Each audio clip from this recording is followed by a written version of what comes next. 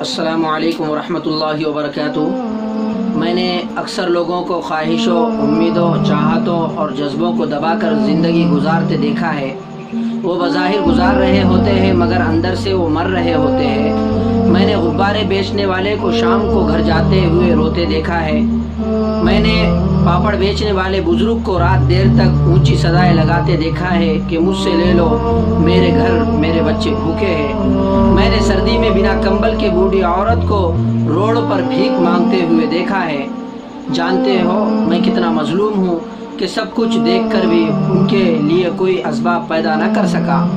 کاش خدا نے مجھے اتنی دولت دی ہوتی جو میں نے دنیا بھر کے غریبوں پر لٹائی ہوتی۔ دوستوں، آپ سے یہ نہیں کہتا کہ آپ اپنی ساری دولت لٹا دے، بنگلے گاڑیاں بیچ دے، مگر اتنا ضرور کہتا ہوں کہ جس جگہ جس موڑ پر کوئی ایسا شخص نظر آئے جس کی آنکھوں میں اس کی مظلومیت نظر آتی ہو، ان کو اتنا ضرور دے جانا یا ان سے کچھ ایسا ضرور خرید کر لے جانا جس سے وہ اپنے بچوں کو ایک وقت کا کھانا یا خوشی دے سکے۔ جانتا ہوں کہ آپ بے وجہ خریدیں گے مگر جس سے خریدیں گے اس کی وجہ، اس کا اسباب یہی کچھ ہوگا۔ ہم دنیا بھر کی مظلومیت، دنیا بھر کی غربت تو ختم نہیں کر سکتے مگر اپنے ارد گرد تو خوشیاں بانٹ سکتے ہیں نا۔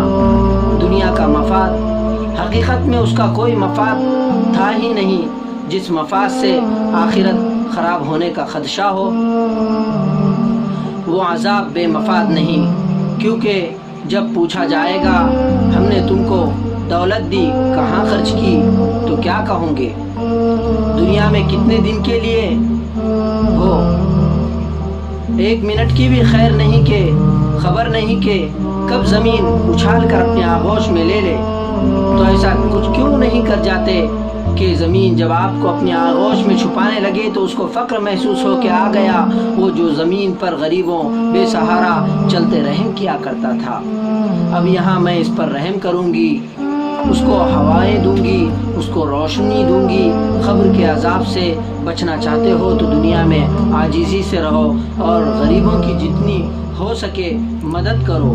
اللہ ہم سب کو قبر کے عذاب سے بچائے۔